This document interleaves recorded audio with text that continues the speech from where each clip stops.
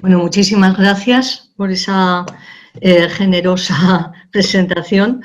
La verdad es que, bueno, pues estoy encantada de poder compartir con gran parte de amigas y amigos que veo en la pantalla. Es la primera vez que hablo con tantas personas delante, porque normalmente aparecemos solo los ponentes, pero aquí que sepáis que estáis todas y todos fichados, con lo cual el que se escape queda, todos nos vamos a enterar. Bueno, insisto, es un placer poder compartir esta primera intervención, que bueno, yo tengo que decir que no va a ser, digamos, una ponencia a modo magistral, porque hemos decidido reconvertirla a una presentación mucho más colaborativa, con lo cual yo voy a hablar pues unos 15-20 minutos y luego vamos a establecer un diálogo, porque esto de lo online pues tiene también sus complejidades. También he renunciado a utilizar PowerPoint y demás porque, bueno, yo creo que ahora, ya que encima no nos vemos en carne y hueso, por lo menos que nos veamos así, no tanto por presentaciones que a veces son, pues eso, un poco pesadas. Yo creo que casi simplemente voy a destacar algunos asuntos que creo que son los que pueden ayudarnos a entender por qué estamos haciendo un replanteamiento del modelo de atención y por qué nos gustaría que esta situación, que solamente ha evidenciado y ha aflorado lo que ya sucedía y lo que ya conocíamos, pues puede ser en este sentido una oportunidad para introducir cambios en el modelo. Y para eso, pues como es, yo creo que obligado, pues paso rápidamente por el de dónde venimos, ¿no? Por esa mini evolución, cuál es la situación actual del modelo de atención a personas que necesitan ayuda y cuál es el planteamiento que estaríamos haciendo un grupo que yo diría que cada vez es más amplio de personas, mayoritariamente profesionales, claro está, de todo tipo y cualificación, para intentar esto de que otro mundo sea posible, ¿no? Que yo creo que efectivamente sí, otro mundo es posible. Hablando de la evolución, yo creo que Begoña ya ha citado inicialmente, pues creo que todos y todas sabemos perfectamente que el mundo de los cuidados ha estado ubicado durante muchísimo tiempo, históricamente, en el ámbito de la intimidad y en el ámbito de lo doméstico. Y ahí parecía que, bueno, pues como era una cosa, una actividad natural de las mujeres, ¿no? Pues no generaba aparentemente mayores problemas. Esto empieza a cambiar y empieza a cambiar por varias situaciones. La más importante, ampliamente documentada, es la salida de las mujeres de la casa, es decir, la incorporación al mundo laboral, que es cuando realmente evidencia qué es lo que está sucediendo, porque, claro, ¿quién se va a hacer cargo ahora, ¿no? A esa situación se añaden dos elementos que creo que no podemos olvidar nunca, que es la ampliación, yo diría que hasta límites inesperados, del tiempo en el que las personas necesitan cuidados. Un ictus de hace, no tanto, hace 25 años, pues podía durar un año, ¿no? Como mucho. En un año, digamos que las familias y las personas y las mujeres se organizan para dar respuesta a una situación de ese tipo, pero en 12 o 13 años, que es en este momento más o menos el tiempo medio que puede durar la evolución de una demencia, las cosas se ponen bastante más difíciles. Luego el tiempo de cuidados es importantísimo y también la intensidad de los cuidados, ¿no? En la mayor parte de las situaciones de dependencia gravísimas, pues una sola persona no es suficiente para dar respuesta a las necesidades de cuidado de esas personas. Bueno, pues todo esto genera, lógicamente, la preocupación, genera esto que llamamos crisis de los cuidados, pero sobre todo genera la socialización o la visibilización de la importancia de los cuidados, es decir, salen de la casa para convertirse en un asunto social, con todas las limitaciones que esto tiene a día de hoy, pero está claro que esto ya salió de la casa, ¿no?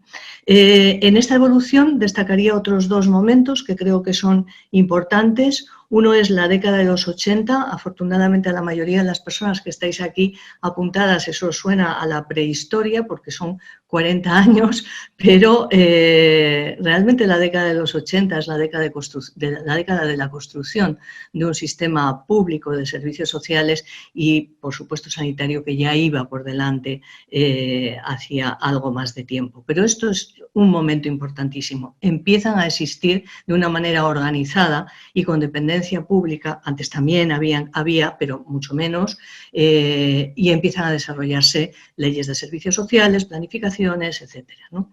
El otro momento es, lógicamente, la elaboración y la puesta en marcha de la Ley de Promoción de la Autonomía Personal y Atención a la Dependencia, que es del año 2006, que empieza a trabajarse en el 2007. Como un derecho subjetivo pleno, que esto creo que es un asunto que deberíamos de ponerlo en la puerta, no sé de dónde, pero de muchos sitios, para que tengamos muy claro que en este momento el afrontamiento de los cuidados es un derecho de ciudadanía en este país. En este país me estoy refiriendo a el país grande, ¿no? Con sus diferentes diferencias y sus diferentes comunidades autónomas, pero esta ley de ámbito Estado, creo que es importante no olvidar que es un derecho, ¿no? Porque un derecho se puede reclamar. El resto del planteamiento que teníamos en servicios sociales no era un derecho subjetivo pleno en aquel momento, ¿no? Y eso generaba otros problemas. Bueno, yendo un poco a esta evolución para pasar relativamente así, meteóricamente, en todo ese proceso, cuando estaba preparando esto, pues claro, surge la pregunta, ¿en todo este proceso se ha tenido en cuenta lo que las personas deseaban? Esto que hoy día tanto, no sé, utilizamos, de hecho es obligado contar con la participación de las personas. Pues parece que no mucho, ¿no? Porque las personas siguen, desde que les preguntábamos ya en los años 90, a usted cómo le gustaría recibir cuidados en el caso de que necesitase ayuda, la respuesta era contundente, y que era en casa. En casa, en mi casa, fundamentalmente, y claro, cuando vemos la evolución del desarrollo del sistema de servicios sociales, vemos que realmente eso no se tuvo muy en cuenta.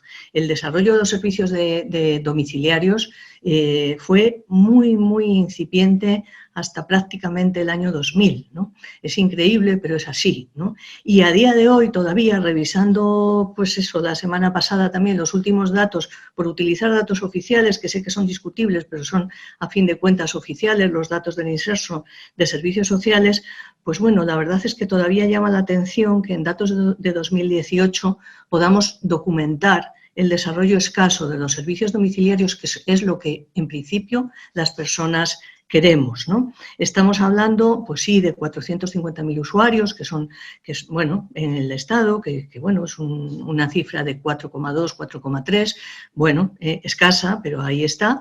Un precio medio hora de 15 euros. Claro, si esto lo contamos en Bilbao, pues esto es el doble prácticamente, ¿no? Pero bueno, este es el precio medio. Pero sobre todo lo que yo diría que casi me llamaba la atención es una intensidad horaria que no llega a 20 horas al mes, ¿eh? En personas que necesitan acompañamiento, apoyo y ayuda 24 horas. Luego, hemos invertido poco. El gasto medio, el precio público medio es de 295 euros, es decir, muy escaso, ¿no?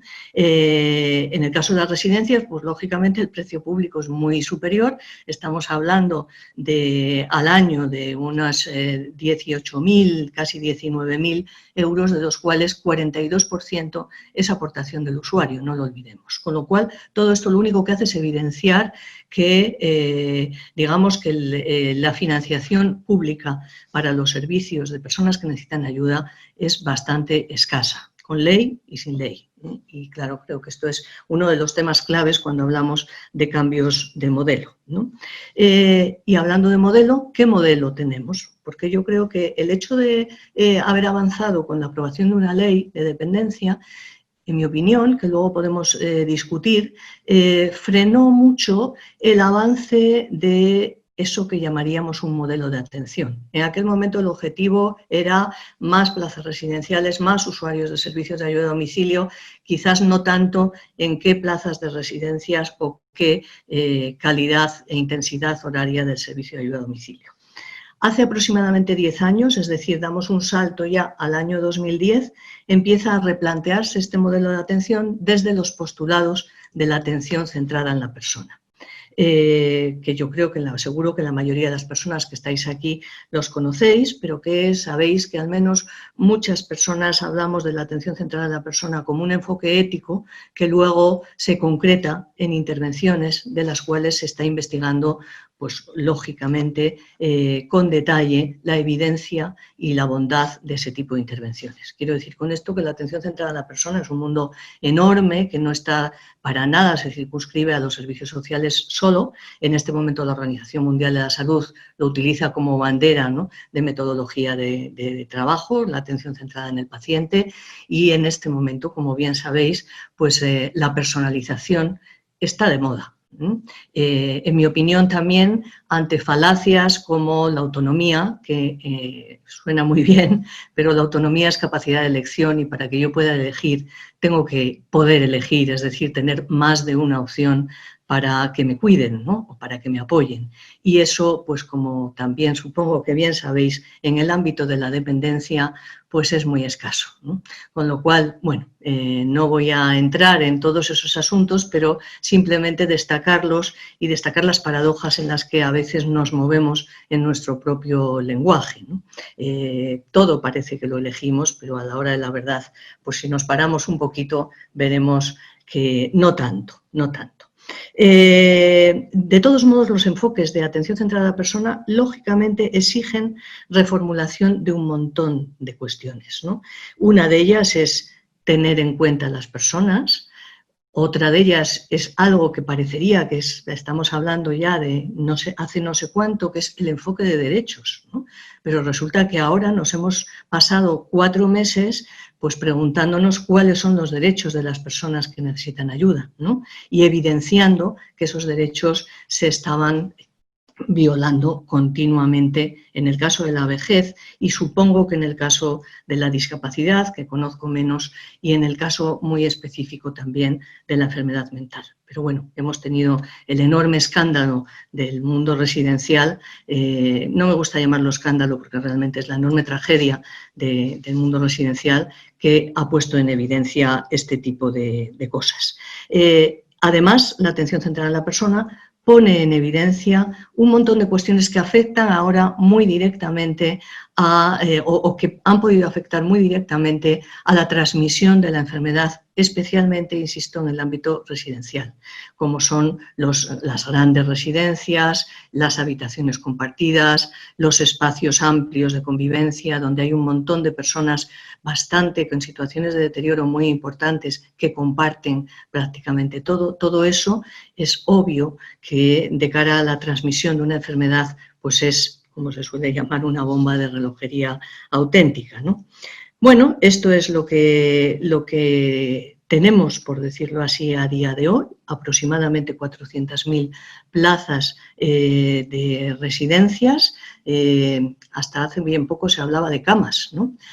Lo cual, pues, una vez más, incide en esa especie de espíritu cuartelario hospitalario o en esa especie de tránsito entre un modelo hotelero hospitalario, ¿no? Depende cómo lo enfoquemos, pero lo que está claro es que no me gusta hablar de camas cuando hablo de la casa de una persona, ¿no? O cuando debería de hablar de la casa de una persona. Pero bueno, estamos más o menos ante 400.000 plazas de diferente calidad, de diferente procedencia, con una presencia muy elevada de gestión privada y también en algunos sitios de financiación privada, que creo que son dos elementos también para tener en cuenta, al menos en el debate, y diferenciar la financiación pública de la gestión pública-privada, porque creo que son dos problemáticas diferentes que merecen también atención.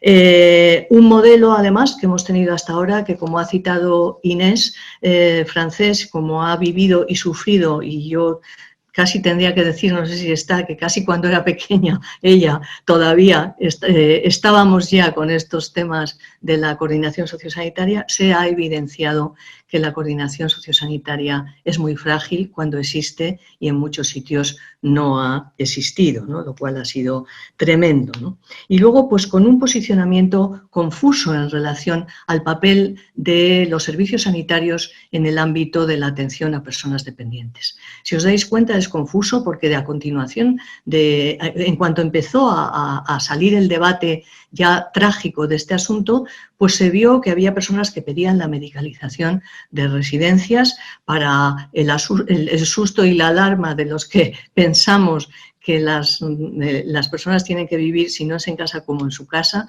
Por lo tanto, yo no vivo con un médico ni con una enfermera, luego hay otro modelo, ¿no? Entonces, realmente lo que se evidencia, lo que aflora, es una confusión bastante importante entre el rol del sistema sanitario en los servicios sociales, que luego podemos, de alguna manera, podemos comentar, ¿no? Y paso al futuro, porque creo que me va a quedar poco tiempo. Yo creo, Lucía, que me dices, porque si no, yo me enrollo y encima no tengo un reloj delante que no lo veo, o sea que me avisas, ¿no? Con todo este panorama aparece el COVID, ¿no? Aparece el COVID y yo creo que realmente lo que podemos decir con total seguridad es que el COVID lo que hace es evidenciar nuestras carencias, evidenciar nuestras precariedades, evidenciar la precariedad de las personas que cuidan y de las personas que son cuidadas. Y no olvidemos la relación de interdependencia tan potente que se produce entre personas que reciben cuidados y personas que cuidan, ¿no? Bueno, aparece todo eso, ¿no? Todo eso que ya sabíamos, aparece con una violencia inaudita, ¿no? Como ha sido estas muertes, ¿no? Y aparece además poniendo en cuestión el sistema, el modelo que tenemos, el modelo sanitario, y no solo eso, sino cuestiones éticas gravísimas, como es cómo hacemos triajes y cómo elegimos el que unas personas tengan derecho a acceder a los sistemas sanitarios especializados o no. Quiero decir con esto que el debate adquiere unas dimensiones muy, muy importantes, pero que, insisto, yo creo que evidencian también un sistema frágil, desigual y lleno de precariedad, como es el sistema que tenemos.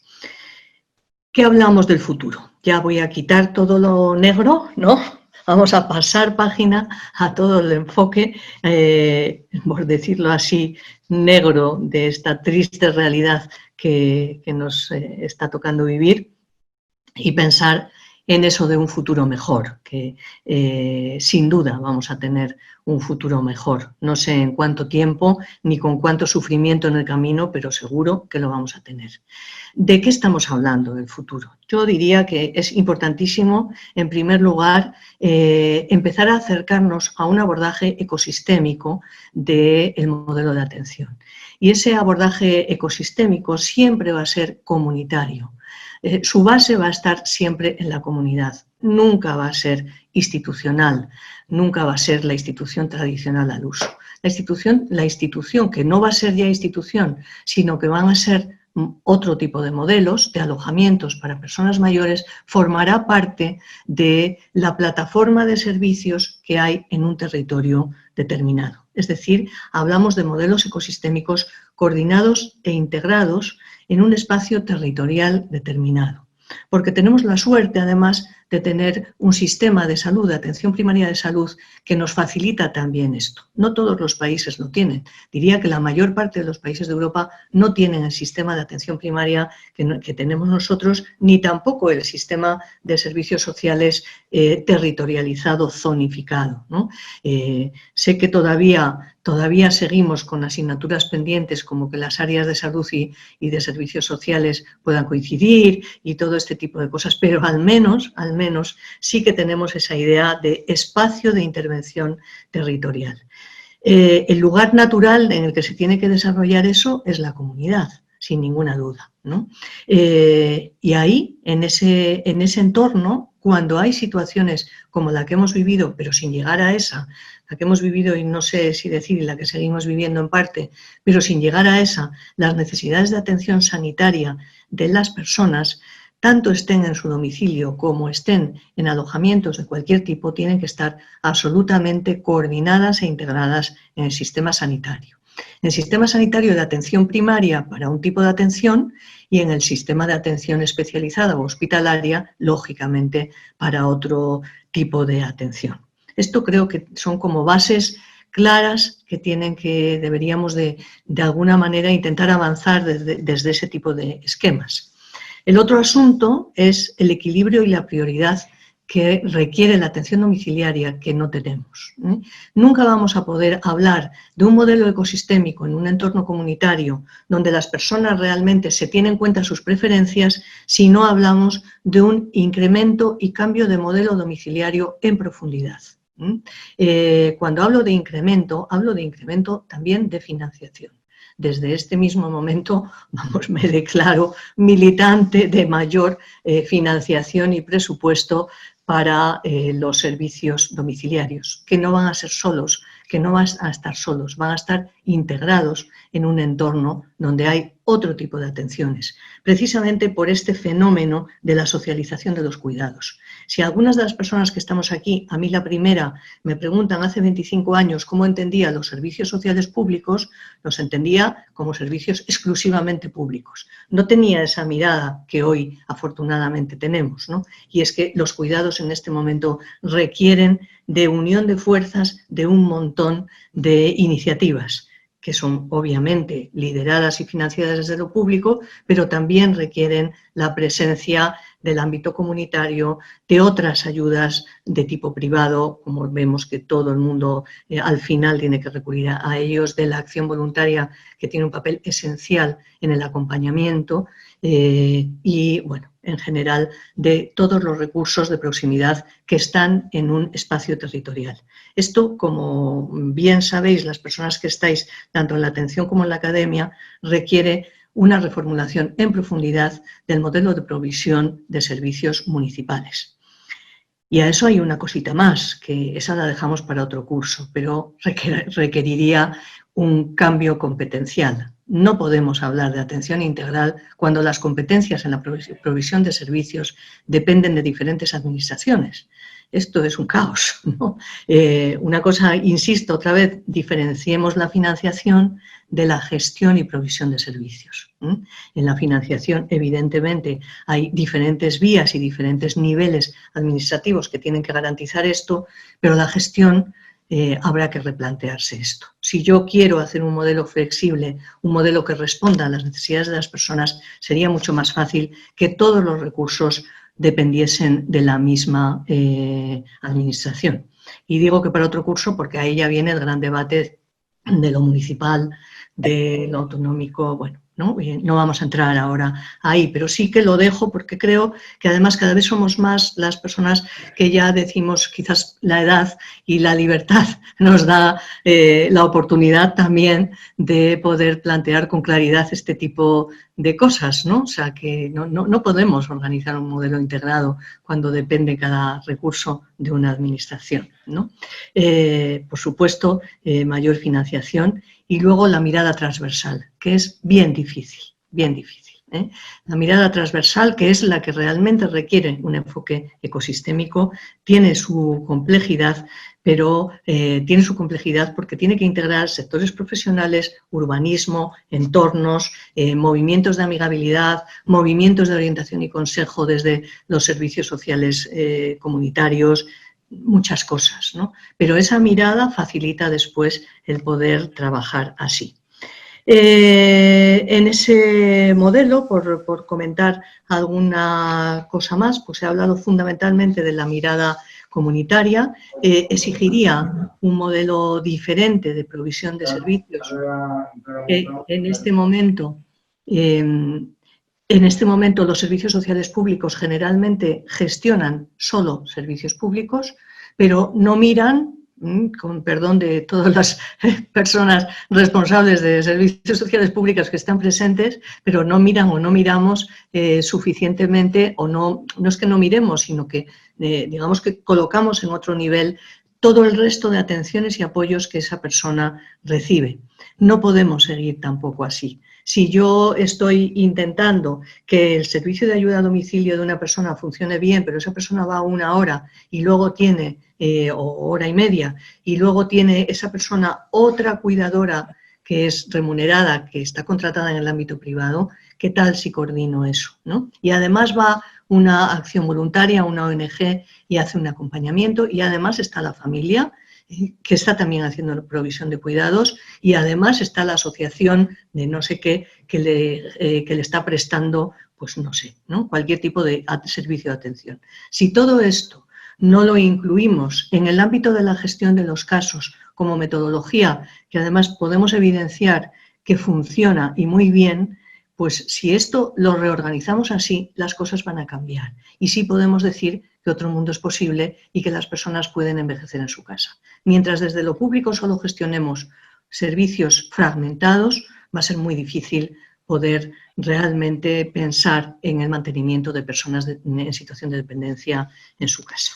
Y un último comentario para abrir este asunto, aunque veo que la moderadora es sumamente permisiva conmigo, un último comentario sobre el asunto de si no es en casa, pues como queremos, ¿no? Pues queremos como en casa, ¿eh? Y como en casa estamos hablando de modelo vivienda. Modelo vivienda agrupada en 10, 12 mini viviendas, estoy hablando de espacios de unos 30 metros aproximadamente, en modelo unidad de convivencia para personas que tienen situaciones de dependencia, especialmente dependencia grave. Otras modalidades, obviamente, de convivencia, que no voy a entrar en ellas porque estoy modelo cohousing, etcétera, porque al menos lo que yo defiendo, y sí me gustaría que pudiéramos debatirlo, es que el modelo vivienda tiene que dar respuesta a las necesidades de las personas en cualquier momento de su vida. No es concebible que una persona con 70 años se traslade a un cohousing, por ejemplo, que parece que es la alternativa que en este momento se mueve mucho en España, se mueve, no llega a tantas realidades quizás, no es de recibo que esa persona 5 años más tarde tenga que salir por tener una situación de dependencia. Por fortuna, las experiencias que hay en este momento de cohousing ya están dando respuesta a la aparición de situaciones de dependencia, pero muchísimo mejor si lo pensamos desde el minuto 1. Es decir, cualquier alternativa fuera de la casa será alternativa para toda la vida. No va a ser vivienda tutelada y luego otros. O sea, no podemos ir adaptando a las personas a los recursos, no. Los recursos se tienen que adaptar a las necesidades de las personas y poner los medios para que eso sea así. Creo que esto es importante y a partir de ahí pues estamos hablando de entornos hogareños, estamos hablando de otra manera de enfocar el cuidado y bueno, yo creo que de todo un mundo que seguramente muchas de las personas que estáis aquí conocéis, pero para eso, insisto, necesitamos un modelo de base comunitaria potente y entre ello estarán además los alojamientos. Cierro mi intervención haciendo la última referencia que no puedo callar sin hacerla, que es la revisión del empleo y del precario empleo de las personas. Esto no puede seguir así. Parece que los cuidados es una cosa importantísima, ¿no?, que garantiza la vida de las sociedades y de las personas, pero la situación de las personas cuidadoras es inaceptable a día de hoy. Me callo. Muchas gracias. Pues muchísimas gracias, Maite. La moderadora era muy permisiva porque estaba tremendamente interesada en lo que tú estabas diciendo. Básicamente por eso. La verdad que yo creo que como yo, la mayoría de las personas, ¿no?, todas las que me acompañan, amigos, amigas, habrán disfrutado muchísimo escuchándote. A mí, fíjate, me venían una serie de cosas, ¿no?, que desde el principio decías y que, bueno, por nuestra experiencia en el ámbito académico, en el ámbito de la investigación social aplicada y también en el ámbito de nuestra vida, porque tenemos personas que cuidamos, tenemos personas para cuidar, tenemos personas que van a necesitar cuidados pronto, ¿no? Nos enfrentamos y quizá por ese sentido también simbólico y también tan arraigado, ¿no?, en cómo vivimos los cuidados cada una de las personas, y que muchas veces incluso definirlos es complejo, ¿no? Y de ahí ni siquiera la literatura académica nos ayuda a definir bien qué es cuidados, porque muchas veces los recursos definen un cuidado como, por ejemplo, pues yo que sé, un cuidado físico, pero muchas veces el cuidado relacional es emocional, ¿no? Entonces, esta perspectiva integral de los cuidados, pues todavía nos queda mucho camino que recorrer también en el ámbito de la definición, de la filosofía, del enfoque, ¿no? Y yo, fíjate, cuando te estaba escuchando, me acordaba de un modelo de filosofía que a veces nos suena revolucionario, pero luego en el fondo es el sentido común, ¿no? En el ámbito de los servicios sociales, tanto en el ámbito de la atención a los menores, en el ámbito de la atención a la dependencia, en cuidados en general, también en el ámbito de las personas en situación de exclusión, que esas personas necesitan cuidados a lo largo de su vida para una segunda oportunidad, ¿no? En los servicios sociales nos encargamos de los cuidados en todos esos ámbitos, y cada vez más, cada plan estratégico, cada nuevo modelo organizativo nos habla de un cambio de filosofía, de un modelo que atienda a las personas, ¿no?, que les dé autonomía, que democratice la capacidad de decidir cómo quiere ser cuidada, que les acerque a su entorno, que refuerce lo relacional, ¿no? No obstante, luego nos enfrentamos a un sistema que en el derecho tiene el derecho subjetivo, que lo has comentado tú muy bien, pero luego, en el ámbito de los recursos, tenemos recursos que todavía están diseñados profundamente desde un enfoque paliativo y no preventivo, como nos empiezan a decir cada una de las convenciones internacionales, acuerdos. En los acuerdos, en lo internacional y en lo estratégico, nos ponemos de acuerdo en lo preventivo. Incluso la ley de dependencia, cuando habla de autonomía, lo que habla es de retrasar la dependencia, ¿no?, desde un enfoque también preventivo. Y en ese sentido, pues claro, hablar de un modelo de atención a la persona parece que es sensato, ¿no?, y que tiene sentido común. Lo mismo lo que decía antes Inés. Inés antes hablaba de una profunda heterogeneidad. No podemos pensar que las personas mayores tienen las mismas necesidades. Y esa heterogeneidad no tiene que ver solo con la edad, tiene que ver con el sexo, tiene que ver también con los procesos vitales de la gente. Desde un análisis de desigualdades sabemos que vive más quien mejores vidas ha tenido, que vive más quien mejores pensiones tiene y que mantiene y que se enfrenta mejor incluso a una situación de dependencia, aquella que ha sido capaz de mantener y de cuidar sus vínculos relacionales. Por tanto, no nos enfrentamos a lo mismo, ¿no? Y esas profundas desigualdades que no se explican solo por la edad, sino que se explican por las trayectorias vitales, deben estar también en el eje de la toma de decisiones en el ámbito de los cuidados, ¿no? Y en ese sentido, el entorno, lo relacional, lo comunitario, creo que hay consenso en que es una de las alternativas fuertes, ¿no? Pero claro, cuando nos ponemos realmente a diseñar la política, a organizar todo eso para que funcione, ¿qué es lo que tenemos que hacer? ¿Cuáles son los pasos? ¿No? Tú hablabas de que la administración pública tiene que tener un papel en cierta medida de liderazgo, ¿no? De hecho, hablabas también, y esto ha pasado en todo el ámbito del bienestar, la provisión mixta del bienestar es general en muchos ámbitos, ¿no? Y de hecho, en los últimos proyectos de investigación que hemos desarrollado desde aquí de la Universidad Pública de Navarra, en el ámbito de la inclusión hemos visto que claramente aquellos sistemas en los que hay una mayor participación del sistema público, del tejido social, del tercer sector, son los que más avanzan, ¿no? Por tanto, sabemos y hay evidencia en que el avance en el diseño de las políticas sociales y en una mayor adecuación de las políticas sociales a las necesidades es buena la participación. No obstante, aún así, sabemos que a la hora de participar y de ordenar y de sentar las bases, pues tenemos que empezar de alguna forma, ¿no? Entonces, en ese sentido, ese cambio de modelo ecosistémico, ¿no?, que hablabas, porque además no solo son distintos actores, también nos enfrentamos a distintos sistemas, y ahí está la coordinación sociosanitaria y el tema de la vivienda.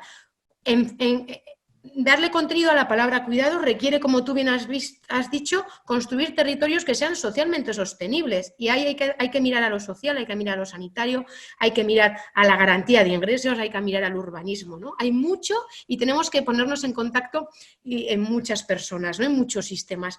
¿Por dónde empezamos, Maite? O sea, ¿cómo lo hacemos sostenible, financiable? ¿Qué papel tiene que tener, ¿no?, también la administración pública? Porque... y esto ya es una opinión personal de lo que vamos viendo, ¿no? En este contexto del COVID o de la COVID han salido muchas iniciativas comunitarias, ¿no? El reto ahora no es, han nacido, ¿vale? Pero ahora el reto es, van a ser capaces de sobrevivir, ¿no? ¿Qué necesitan las iniciativas que nacen de la comunidad para sobrevivir y para engancharse y formar parte de una construcción efectiva del sistema, ¿no? Esa sería una de mis primeras preguntas, que son muchas, yo creo. Pues esas son muy difíciles, ¿eh? Es una pregunta difícil, pero totalmente pertinente, ¿no? Yo ahí casi prefiero remitirme a la experiencia de las innovaciones que hemos hecho. Iba a decir, cuando yo estaba en la Fundación Matías, que ha sido hasta anteayer, más o menos, ¿no?, y que esta fundación sigue desarrollando, ¿no? Estamos delante de un cambio cultural, eso ya de entrada. Es decir, esto no se hace ni por decreto ni por cambio de normativa. Yo diría que el cambio de normativa siempre es lo último, ¿no? Primero tenemos que evidenciar y que demostrar eso de que otro mundo es posible. Es decir, que cuando trabajamos de otra manera, el bienestar es mayor, que esto es así de sencillo y así de complicado, ¿no? Estamos hablando del bienestar no solo de la persona que tiene necesidad de ayuda, sino de la persona que está cuidando o las personas que están cuidando. A mí me gusta mucho hacer la referencia a la atención centrada a las personas, porque hay bastantes protagonistas. Y sobre todo, desde el enfoque de la interdependencia en el cuidado, pues tengo que tenerles en cuenta. Entonces, ¿cómo emprender itinerarios? Evidentemente, yo creo que hace falta voluntad, ¿no? Voluntad política, convencimiento y voluntad profesional, es decir, apostar por el cambio. Porque yo creo que en los servicios sociales tenemos conciencia de que las cosas no van del todo bien, vamos a dejarlo ahí, ¿no? Y que es necesario cambiar, pero cuando te acercas a intentar implantar innovaciones, pues te encuentras con lo lógico, ¿no?, que es resistencia, ¿no? Ya no la resistencia política, digamos que ese tema lo dejo ahí, ya sabemos, ¿no?, lo que sucede, pero sí también resistencia profesional.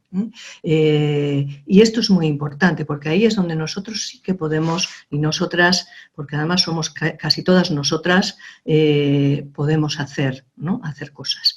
¿Qué itinerarios hemos seguido? Pues en el ámbito residencial, por ejemplo, ha sido la voluntariedad, y en el ámbito comunitario también. Cada vez que hemos intentado trabajar en experiencias innovadoras de atención domiciliaria en diferentes municipios, en Guipúzcoa concretamente, o de cambio de modelo en los centros, siempre lo primero ha sido la voluntariedad, es decir, personas que quieran implicarse en el cambio, que quieran arriesgar. Parecerá que es una cosa, pero es muy importante, porque esas personas luego son modelo para otros. Os puedo decir que cuando empezamos a trabajar en las residencias de la Fundación Matías, concertadas con la Diputación Foral de Guipúzcoa, lo primero fue esto. Lo segundo fue la comunicación clara, transparente y yo diría que honesta a las personas implicadas. que a veces las personas y sus representantes. Estoy hablando, por supuesto, de los usuarios que no en todas las ocasiones tienen capacidad de decisión, porque el 70% más o menos de las personas que viven en estos centros tienen demencias avanzadas, pero sí de las familias. La información a las familias ha sido absolutamente clave y se ha cuidado mucho. Y la información a las centrales sindicales, porque como es lógico, pues había muchos cambios y en los cambios culturales hay cambios de funciones, hay cambios de compromisos, hay otra manera de hacer, ¿no? Entonces, todo eso es lo que en principio hemos intentado trabajar desde el minuto uno. La administración, en experiencias que obviamente se saltaban, por decirlo así, la normativa, tenemos la suerte de que en el País Vasco la Ley de Servicios Sociales contempla la posibilidad de realizar experiencias piloto durante un tiempo y además se compromete, cosa que igual tenemos que recordar, ¿no?, a los responsables de las administraciones públicas, se compromete a que si los resultados son positivos, pues en un tiempo generalizar esos resultados.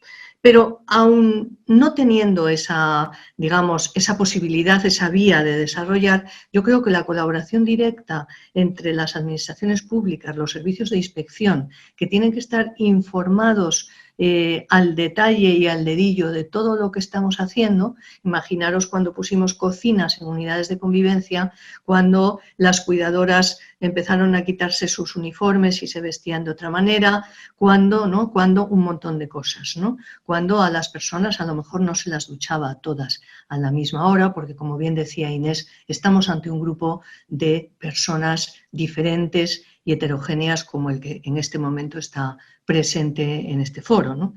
Por lo tanto, hay un montón de iniciativas que hay que ir trabajando, como decía, desde la voluntariedad, desde una buena comunicación y luego desde las puertas abiertas, desde la transparencia.